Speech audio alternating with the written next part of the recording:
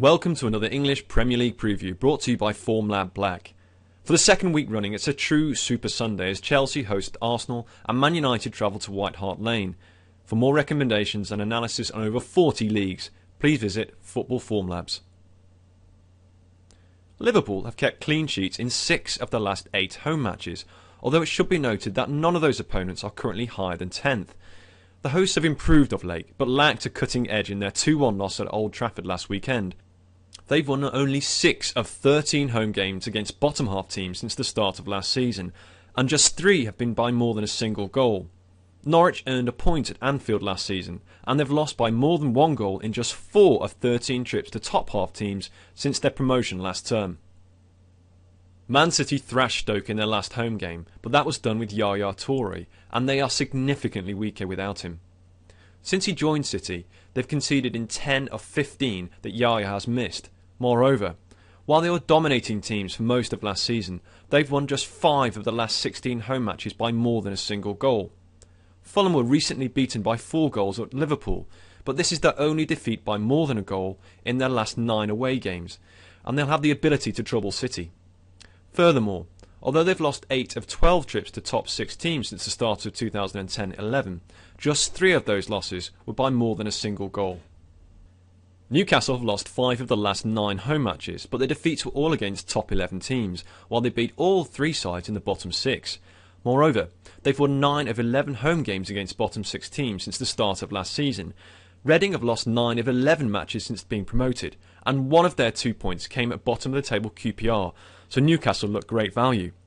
Furthermore, bottom half teams have won 59% of home matches against bottom 6 promoted sides since 2007-2008. Swansea are a tough team to beat at home, but they have a tendency to draw too many games, with 13 draws since the start of last season. They've also drawn the first half on 14 occasions, and this includes 7 goalless opening halves in their 14 home games against middle third teams. Stoke have not scored in their last 3 away matches, and have actually netted just 8 times in the last 20 road trips. 15 of those matches have had fewer than 3 goals, and 10 have been goalless at the break. West Ham are unbeaten at home this season against teams currently below 8th, with 4 wins in 6 games, and have already beaten relegation-threatened Aston Villa and Southampton here already. QPR won at Stamford Bridge on the road on the last trip, and now face another London derby. While that win was impressive, it shouldn't mask that they've lost 21 of 30 away games since the start of last season, including 7 of the last 8 trips to middle third teams. Wigan lost 6 times at home already this season, and they've only twice conceded fewer than 2 goals in those matches. Moreover, since the start of last season, they've won just 3 home games against bottom half teams, while losing 5 times, and 7 of those matches have had at least 4 goals. Sunderland haven't been enjoying a great season, but their demolition of West Ham last week was their 4th win to nil in 7 games.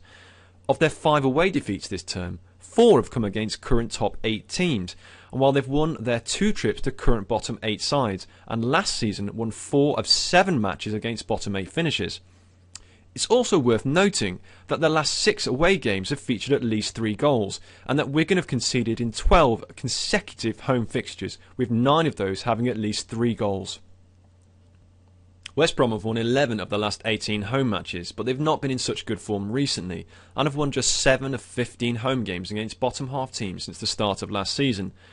Villa may have one eye on their Capital One Cup semi-final, but they desperately need points, and they've lost 10 of the last 19 away matches. However, they've managed draws in 9 of the last 15 trips to middle third teams since the start of last season, and West Brom already look short enough, so will avoid this match. Chelsea have managed just 1 win in the last 7 home games, and whilst that was by 8 goals, it was only against Aston Villa. Furthermore, since the start of last season, they've won just 2 of 7 home games against top 6 teams. Arsenal have lost just 2 of the last 14 away matches, and 1 of those was at the leaders. Moreover, since Jack Wilshere returned to the team, the Gunners have steadily improved, and they've won 8 of the last 12 trips to top half teams with just 2 defeats. Spurs are in good form and have taken 13 points from the last 5 home games. However, they've won none of the last 8 home matches against top 4 teams, so will concentrate on the goals market. 6 of Spurs' last 8 home games against top 6 teams have had at least 4 goals, as have 10 of United's last 22 away matches, while 8 of the last 11 trips to top half teams have resulted in at least 3 strikes. Southampton got a good draw with Arsenal in their last home game, but have lost their other 2 home games against teams currently in the top 8.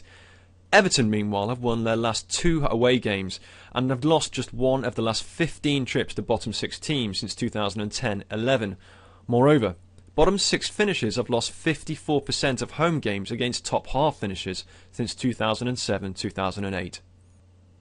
So a bumper weekend with us with 8 recommendations, and a crucial one for those at the top and bottom of the table.